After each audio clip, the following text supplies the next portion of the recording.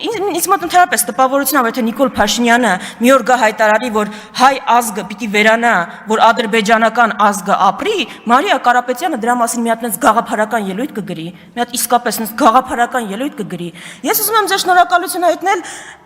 ժողովրդավարական լյուստրացիայի համար, ով կպատկերացներ, որ ժողովրդավարության դիրքերից հանդես եկող Արման Եղոյանը եւ Ռուբեն Ռուբինյանը ընդդիմադիր ժամանակվա ամենակուրծք ծեծելով կպաշտպանեն ձեր գործողությունները,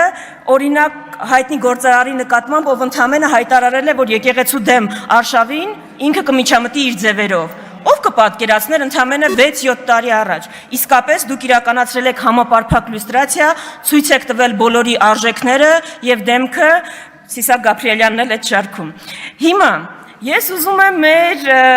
հայրենակիցներին ուղղակի ներկայացնել, թե այս ամեն ինչը ինչի համար է իրականացվում։ Շատ է խոսվել, որ ադրբեջանական պահանջով է իրականացվում, շատ է խոսվել, որ թշնամական օրակարգի հետ ամենը ճիշտ է, բայց այս ամենը նաև իրականացվում է վախի ուղերձ փոխանցելու համար։ Ինչ է մեզ ասում Նիկոլ Փաշինյանը։ Նիկոլ Փաշինյանը եւ իր թիմը ուղիղ մեզ ասում է. եթե ես աշխարհի ամենաազդեցիկ հայերից մեկի նկատմամբ ուղղակի եկեղեցին պաշտպանելու իր հայտարարության համար կարող եմ իրականացնել նման ապօրինություն, եթե իմ կինը ամենավերջին բառերով իր սոցցանցերում կարող է անդրադառնալ սրբազաններին ու ամենայն հայոց վեհապարին, դուք պատկերացնում եք ձեզ հետ ինչեր կկատարվի, եթե դուք համարձակվեք քննադատել մեզ, եթե դուք համարձակվեք համաձայն չլինել մեզ հետ, այս վախի ուղերձն է փոխանցվում մեզ, բայց ես հարց ունեմ, ինչ պիտի անեք, ինչ կարաք անեք, որ չեք արել։ Օրինակ ինչ կարաք անեք, ՊՊՑ կարաք կանչեք այստեղից տանեն, արել եք,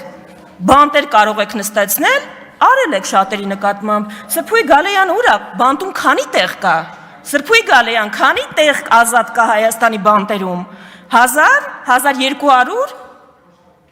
բոլորին չեք տեղավորելու, ինչ ուզում եք արեք, բոլորին չեք կարա տեղավորեք, ուրեմն, Ինձ պատասխանում են, որ կտեղավորենք, էլ չնեք հացնում, հիմա, չեք կարողանալու տեղավորել, ուրեմն ես կոչս ուղում եմ հայ գործարարներին, արձաններ կառուցող գործարաններին, սուպերմարկետների շարքը մեծացնող գործարաններին, իմ դիմաց նստած մեծահարուստներին, վախենալու իմաստը, ուրեմն որն է, վախենալու իմաստը որն է, դուք կարողանալու եք այդ ձեր ունեցվածքը, Այդ ձեր ունեցվածքը կարողանալու եք պաշտպանել, Ալիևի ու Էրդողանի հետ պայմանավորվելու եք, կարողանալու եք, ուր կորան Արևմտյան Հայաստանի մեծահարուստները, ինչ եղավ իրանց հետ, ունեցվածքը փրկեցին, դուրս կարողացան հանել, գերեզման չունեն անգամ, գերեզման չունեն հիմա, ուրեմն ինչից եք վախենում, ինչ կա ընդհանրապես վախենալու այստեղ, դուք եկեղեցու դեմ Ադրբեջանի պահանջով իրականացվող արշավը քողարկում եք իբր այսպես եկեղեցու կանոնները պաշտպանելու դիրքերից հանդես եկող մարդու իրականացված արշավ, մտահոգ եւ սրտացավ։ Իրականացնում եք Ադրբեջանի Թուրքիայի պահանջով, բայց ասում եք անում են, որովհետեւ երթում են խախտել։ Իմ գործընկերները արդեն հարցրեցին, որ քանի երթումներ եք դուք խախտել։ Ես այլ ձևակերպեմ հարցը, եթե կարելի է անդրադարձեք։ Խոստում ու երթում կա, որ պահել եք։ Հայ ժողովրդին տված խոստում ու երթում, Ալիևին տվածները չեն հաշվում, խոստում ու երթում կա, որ չեք խախտել, չեք վերաբան արել, գետնով տվել։ Հիմա ես ուզում եմ նաև այստեղից դիմել որդիական խոնարհությամբ, ամենայն հայոց վեհապարին, ուզում եմ դիմել բոլոր սրբազաններին։ Սա իսկապես թշնամական արշավ է, որ ձեր դեմ իրականացվում է, բայց ձեզ համար շատ պարզ պիտի լինի, կարծում եմ, որ Հայաստանի Հանրապետության քաղաքացիների մեծամասնության համար, եթե անգամ հայ առաքելական եկեղեցու բոլոր սրբազանները խախտած լինեն կուսակրոնության ուխտը, դա ոչինչ է այն հանցանքների առջև, որը դուք իրականացրել եք ձեր թիմով։ Հայ ժողովրդին հիմա չի հետաքրքրում, Գնացեք, հենց հիմա Բաղրամյանում ցույց անող անհետ կորածների ծնողներին տեսեք, որ հարցն է հետաքրքրում։ Հետաքրքրում է արդյոք սրբազաններից որևէ մեկը ենթադրյալ կուսակրոնության ուխտը խախտել է, թե իր երեխան որտեղ է։ Հարց ինձ այսօր այստեղ բերող վարորդին տաքսում ագարակից։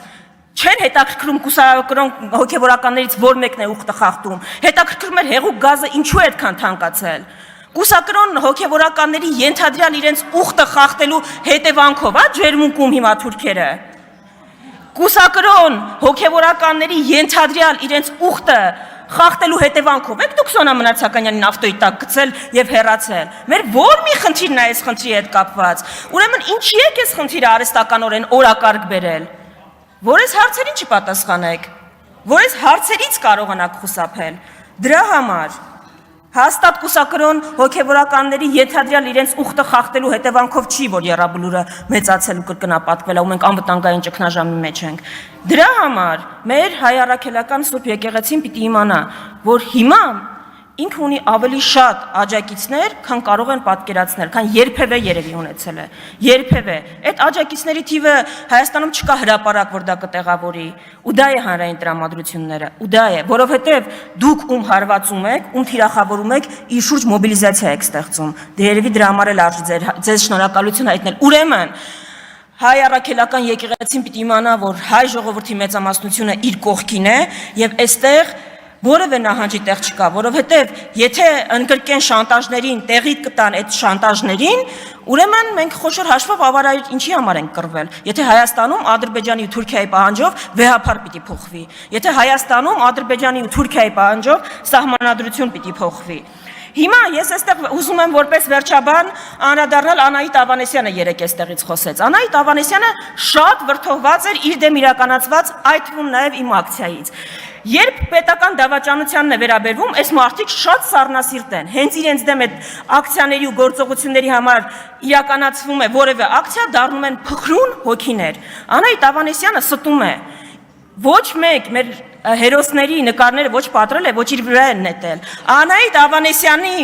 դեմքին շպրտել են նկարները, որտեղ պատկերված են մասունքները, նահատակների այն տեսքով պահելը, որ ինքը պահել է, ու դա արվել է այն բանից հետո, երբ Անահիտ Ավանեսյանը առողջապահության նախարարը երկրի ուշադիր մարդկանց վրա կրակելուց հետո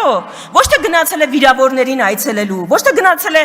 հոգատարություն ցույց տալու, այլ ողջունել է ոստիկանների գործողությունը։ Գիտեք, ձեր երեսպաշտությունը սահման չունի, դուք նման եք այն հանցագործին, որ սպանում է իր ծնողներին, հետո դատարանում, ու դա ներկայացնում է իր որբ լինելը որպես մեղմացուցիչ հանգամանք։ Այ էսա ձեր ընդհանուր առմամբ պատկերը։ Դուք զոհը չեք, դահիճն եք։ Ու որևէ բան ազգայնացնելուց առաջ ընդհանրապես առաջին բանը, որ պիտի ազգայնացվի, Հայաստանի կառավարությունն է։ Մինչ այդ Աստված պահապան հայ ազգին ու հայկական պետականությանը։ Հայրմերը չեք ասելու, բա։ Տենց էլ ոչ մեկ չսովորեց։ Ես գիտեմ, դուք մտածեք։ Եկեք միասին, եթե հարմար է։ Տիկին Կյուրեղանով, բանով, պարոն Քոչարյանին էլ հրավիրեք։ Ասում եմ, պարոն Քոչարյանին էլ հրավիրեք։ Լավ։ Քոչարյանների ներկայությամբ